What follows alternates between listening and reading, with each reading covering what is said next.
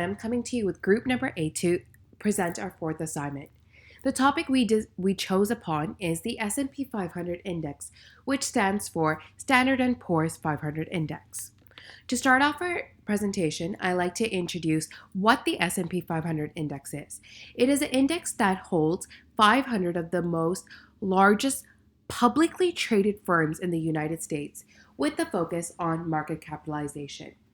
Our hypothesis statement we will be focusing on is it beneficial for one to invest into the S&P 500 index? Some questions that always arise along the index is, should I invest in the stock individually, or is it better to invest into the index itself? Another question is, how often should money be invested? Or what are the factors that are affecting the index? Some are curious to know what is the largest component of the S&P 500 index and how it can be interpreted. As there is to any situation, there is advantages and disadvantages to this index. In regards to advantages, there is low risk, which also means brings along steady growth. Low risk because there are multiple stocks in the index, which helps balance out the market. And due to that, there is steady growth because there's always some sort of balance and the market isn't jumping up super crazy, but isn't jumping down at the same time.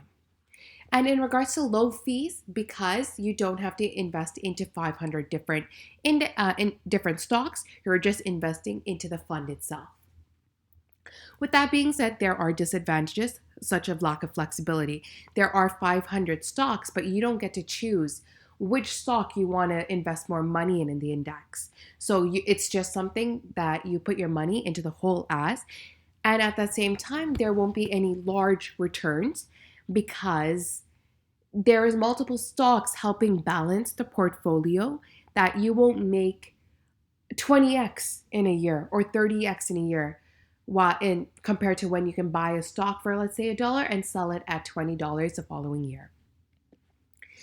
And this is just a visual, something that we create on Power BI to help create forecasting models in regards to the average low price by month, average of high price by month, and the average close price by month with the index. And we're able to see over the next 3 months, there is just a positive growth. This chart itself is holding the 500 different stocks in the index itself, and is just showing us where there's more money. More money means the market capitalization is higher. We're able to see that in the tech companies, particularly Amazon, Tesla, Facebook, versus, let's say, Target. It has much of a smaller market capitalization. So I just like to present some of our key findings now. In regards to after April 2021, the stock prices were rising. So the trend line also shows the same. In regards to the forecasted results, forecasted results indicate that there is a continuous positive trend over the next 3 months with the index. The stock prices associated with technology-based companies was always on the rise. However, the stock prices of energy and minerals were decreasing. And similarly, money rotation was high in technology sector companies and low in non-energy mineral sector companies. With that being said, there is similarities. The market capitalization was high in technology sector companies and lower in non-energy company sectors. We just have to keep in mind there is more of a market capitalization with technologies, and it is holding a larger area within the S&P 500 index currently. So this is just a graph, S&P 500 index monthly trend within the years of 2016 to 2020. So every bar has a duration of 1 month, and there are periods of decreasing prices, for example, particularly during the COVID-19 crisis.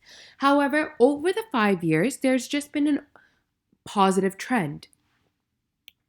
Finally, just to present our recommendations, our analysis show that it is highly recommended to invest money into stocks, especially the long term.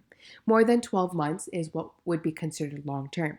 And stats show that there are 3 billion stocks being traded per day. Therefore, the market is highly liquidable. Additionally, it is not wise to invest money into stocks not correlated within the S&P 500 index. And investing in the short term isn't very recommended because there's more risks to it. Therefore, we suggest to apply more fundamental and statistical analysis before choosing to invest.